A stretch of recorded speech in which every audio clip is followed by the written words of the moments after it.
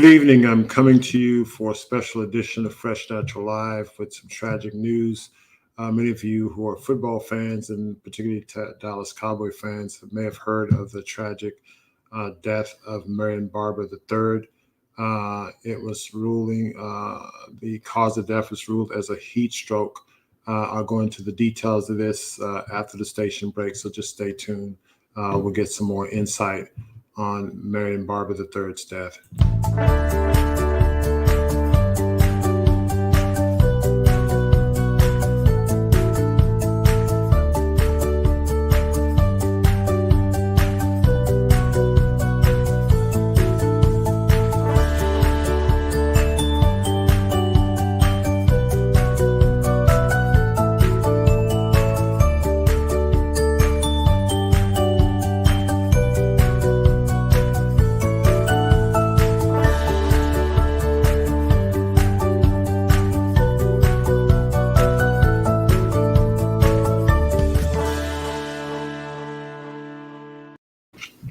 Hello again, and as I said at the outset, I'm here to talk about the unfortunate and tragic death of Marion Barber III, his former Dallas Cowboy running back, and he was found dead in his apartment after I think he was possibly estimated to be dead for about 6 days. His body had started to decompose.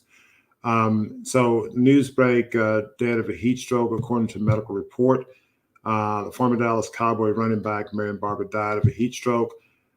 This is based on the medical examiner's evaluation. I'm going to go through some of the medical components of this in terms of heat stroke, how you diagnose it. Earlier today, I did an in-depth discussion on heat stroke, and I'll share the link with you on that. In fact, I'll share that in the banner that's on YouTube, but you'll be able to go to that. Now, per the medical report, the officers who had arrived at Barber's apartment found a bathtub faucet running, and the thermostat was set at 91 degrees. Police also found workout equipment in the apartment. Now, it was known by another report that Barber was in good shape. He was trained to be a boxer. This is a report by his attorney. And this report stated that Barber was known to exercise in sauna-like conditions. This wasn't unusual for athletes to do that, getting used to the heat, acclimating their bodies to the heat. Barber's father, Marion Barber II, said his son's body was decomposing and officers arrived, suggested that he had died several days prior to being found. The family had not heard from him in about 6 days, and the police had gone to make a welfare check. Barber played in NFL for 7 years total, 6 with the Dallas Cowboys, and his final season was played with the Chicago Bears in 2011, and he retired in 2012. So he had a pretty successful football career. The average duration of play, particularly halfbacks and running backs, is about 2.5 to 3 years. So he doubled that in time, and his tragic death, again, a very young age of 38, always too soon. Now, as I stated earlier, I had gone in depth on this whole concept of heat stroke, and I'm not going to go through that talk again. The link to that YouTube channel is there. Sorry, I just gave you a rough link. It's also in the notes where you can then copy and paste, but it's worth knowing. But I do want to cover some of the highlights in that discussion. So I'm going to share a few things about heat stroke and what you need to know about, and I'm going to talk about it in the context of what happened to Mr. Barber. Now, this is a New England Journal article. I won't go through the details here. It's a late night discussion for many of you who are on the East Coast and Central Time. And it's starting to get late even on the Pacific Time. But there are basically two kinds of heat stroke. And there's the classic heat stroke when you have the elderly individual who are sedentary typically, and they're found in their homes because they don't have air conditioning or the like. And then you have the exertional heat stroke. This is someone who's relatively young and active now. The other heat stroke is, very young, and also those who are very old, and their thermoregulatory systems are not quite well developed. The long story short, Mr. Barber comes into the class of exertional heat stroke. Now, this is really important. And the point I want to make in terms of heat stroke, what predisposes heat stroke: one, being on medications; two, having underlying health conditions; but three, which in my opinion should be number one, is being dehydrated, volume depleted.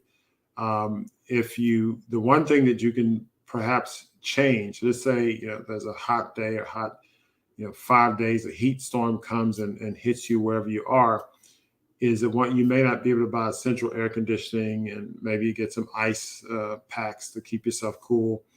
But one thing you can do is hydrate yourself. Let's say, for instance, you're on the East Coast and you're in a condition where you don't have central air. You can get lots of bottles of cold, chilled water and just hydrate yourself. Drink 2 or 3 liters in the morning, 2 or 3 liters in the evening. Make sure you hydrate it. The cold, chill water will help keep your body core temperature down. Maybe even ice water that you can drink, and maybe submerge yourself or partially submerge yourself in ice water if need be.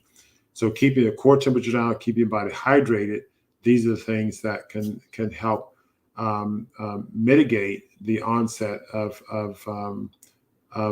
the mechanism of heat stroke. And so essentially with heat stroke it's where, on the clinical side, you have neurological deficits as well as extreme body temperature. What happens in the setting where if you're working out, you're producing internal heat. You're also maybe in a heated condition. So Mr. Barber, his thermostat was set at 91 degrees Fahrenheit. That was workout equipment. So it was known that he was working to train to become a boxer. So it's not too far-fetched to know that he was, or surmise that he was training in a heated condition. He was known to have done this before, and he may not have hydrated himself. He didn't have underlying health conditions or the like. He may have been on medication. We don't know that. But hydration, I would think, is the key. And that's a tricky thing because oftentimes we think we're hydrating ourselves adequately. We're not. So what's the rule of thumb for hydration? Typically when I'm working out in the heat, in fact, I'm currently working with a group of retired athletes now, and we're doing 2-a-days. We're working out in the heat. We're filming a documentary on this, and more about that later.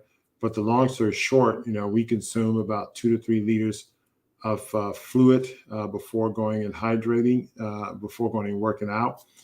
We consume lots of fluids during. We consume alkalinized water, plant-infused water, as well as lots of water. And we tell the athletes to consume lots of hydration until they're urinating multiple times clear water before they work out. That means your body is, to some extent, overhydrated. So if you're overhydrated, that means you have enough plus some reserve and your body's putting out the extra. So hydration is really key. Heat stroke can be very tricky this time of the year, especially this part of the country. He was in Frisco, Texas. But in his situation, he was in a condition where he was in his apartment and had the thermostat set at 91 degrees. That's tricky because you don't get a breeze typically if you're indoors. Outdoors at 91 degrees, you may get an occasional breeze. There may be some shade, but the breeze can sometimes cool you off. So a very tragic death of Mr. Barber. And so I think that this is a situation where, we can unfortunately pray for his family and keep his family in our thoughts and prayers. But also we can learn from this tragic event. Heat stroke is something that's very real. And if someone is young and healthy, as Mr. Barber can come to this, any one of us can. So, take this seriously. And of course, take a look at my YouTube channel, Heat Stroke. I go through a lot of details in terms of the underlying mechanisms of heat stroke. And I also talk about how things that you can do to prevent heat stroke, or things you can do to treat someone with heat stroke who has early symptoms of the same. So anyway, I hope this was helpful to you. Again, very tragic story. Marion Barber III, dead at the age of 38 due to heat stroke. And our thoughts and prayers are with his family. And we hope that God stays with them during this very, very unfortunate situation. But until next time, keep it fresh, natural, and live. Also, hit the thumbs up button and share this information with anyone who may benefit. And also subscribe if you hadn't had a chance to do so. Y'all have a good night.